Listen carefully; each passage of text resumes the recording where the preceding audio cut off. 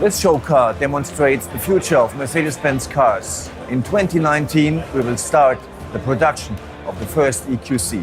It's the first electric vehicle of an all-new generation. Our flexible and efficient production network reaches from one end of the world to the other. Our electric vehicles will be built in 6 plants on 3 continents. We address every market segment, from the smart 4-2-seater to a large SUV. The battery is the key component of e-mobility. As batteries are the heart of our electric vehicles, we put a great emphasis on building them into our own factories. With our global battery network, we are in an excellent position.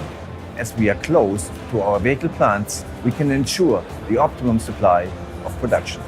In case of a short-term high demand in another part of the world, our battery factories are also well prepared for export. The electric initiative of Mercedes-Benz cars is right on track. Our global production network is ready for e-mobility. We are electrifying the future.